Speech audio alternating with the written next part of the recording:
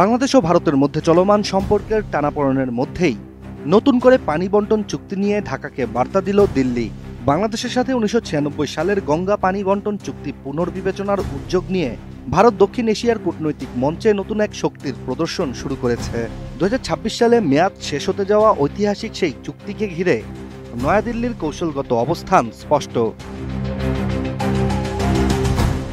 সাবেক প্রধানমন্ত্রী শেখ হাসিনার প্রথম মেয়াদে স্বাক্ষরিত ওই চুক্তি শুষ্ক মৌসুমে ফারাক্কা বাঁধ এলাকায় গঙ্গার পানি নির্দিষ্ট নিয়মে ভাগাভাগি করার কাঠামো নির্ধারণ করেছিল।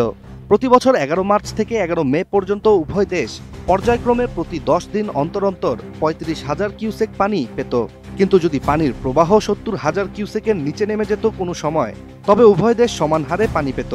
এই হিসেবে পানির প্রবাহ ৭০,০০০ থেকে ৭৫,০০০ কিউসেক হলে বাংলাদেশ পেত ৩৫,০০০ এবং এর উপরে হলে ভারত ৪০,০০০ কিউসেক রেখে বাকিটা দিত বাংলাদেশকে।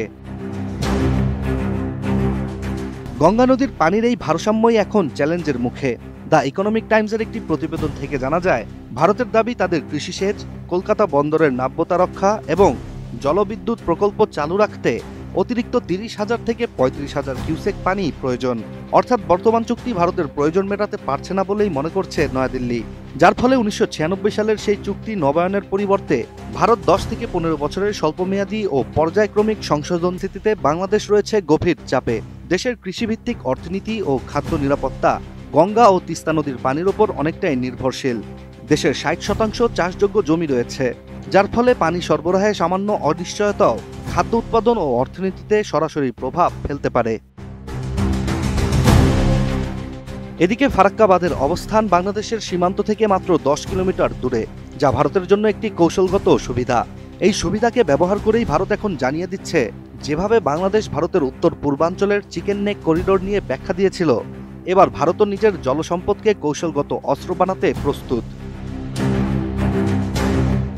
এতে স্পষ্ট দুই দেশ এখন পরস্পরের ভূরাজনৈতিক দুর্বলতাগুলোকে উন্মোচন করে একে অপরের ওপর এক ধরনের চাপ প্রয়োগের কৌশল নিচ্ছে।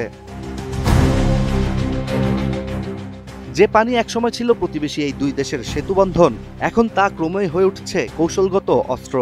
দক্ষিণ এশিয়ায় এখন নদীর উৎসধারা যাদের নিয়ন্ত্রণে, তারাই নির্ধারণ করছে সম্পর্কের দিকচিহ্ন। এখন বাংলাদেশ গঙ্গা চুক্তি বিষয়ে আগামীতে কী পদক্ষেপ নেয়, তাই দেখার বিষয়।